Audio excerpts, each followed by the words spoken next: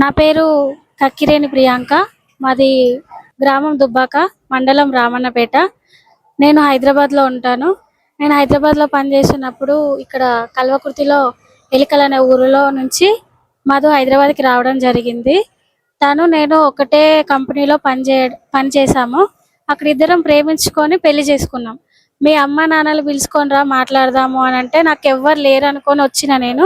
నువ్వే నాకు అన్ని అని చెప్పి నన్ను పెళ్లి చేసుకుండు. 2 సంవత్సరాలు కలిసి ఉన్నాం. నాకు ప్రెగ్నెన్సీ కూడా ఒకటి పోయింది. నేనే పనిచేసి నేనే జాదిన. ఎప్పుడు ఏ ఒక్క విషయం కూడా నేను తనతోని నువ్వు ఇట్లా నువ్వు ఇది అని నేను ఎప్పుడు తనని ఫోర్స్ చేయలేదు. నువ్వు డ్యూటీకి వెళ్ళినా ఉన్నా నువ్వు నా భర్త, ఎక్కడున్నా జాలని నేను సంతోషంగా ఉంచుకున్న తనని.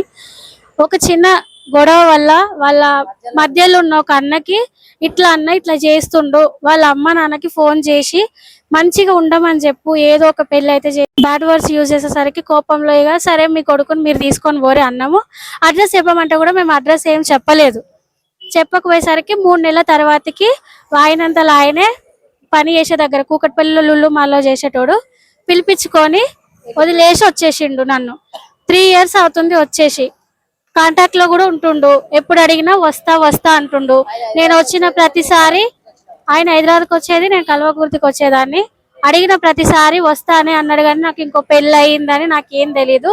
నేను లాస్ట్ టైం వచ్చినప్పుడు నువ్వు ఎక్కడ పెట్టుకుంటావో పెట్టుకో, నాకు సంబంధం లేదు అని అంటే నేను భువనగిరి స్టేషన్లో, మాలో పోలీస్ స్టేషన్లో కంప్లైంట్ ఇచ్చిన. 3 కౌన్సిలింగ్ కూడా జరిగినాయి. ఏం చెప్పకుండానే వచ్చేసిండ్రు. మళ్ళీ ఇక్కడ సర్పంచ్ని తెలుసుకుంటే ఆయనకు పెళ్లి అయిందని తెలిసింది. మా పెద్దవాళ్ళని తీసుకొని మా ఇంటికి వచ్చి వాళ్ళ ఊరికి వచ్చినా తెలుసుకుందామని. ఎట్లనైనా చేసి నాకు న్యాయం చేయండి. నాకు నా భర్త కావాలి.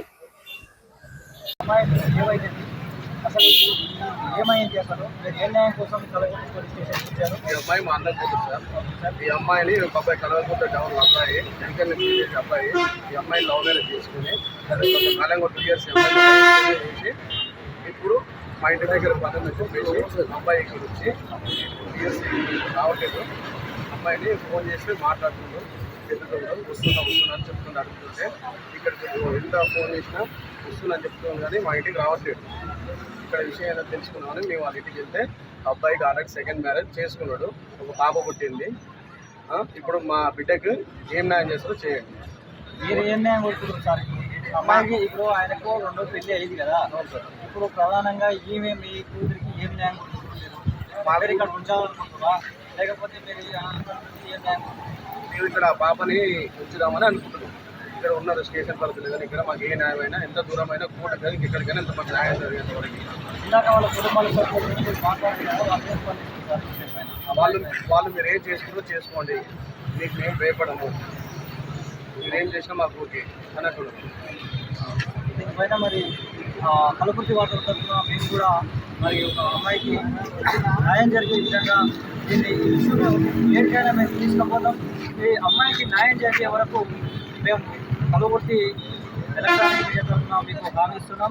మరి రాష్ట్రంలో ఎక్కడ కూడా ఏ అమ్మాయి కూడా ఇలాంటి మోసం జరగకుండా కూడా మేము మా ఛానల్ సపోర్ట్గా ఉంటుంది.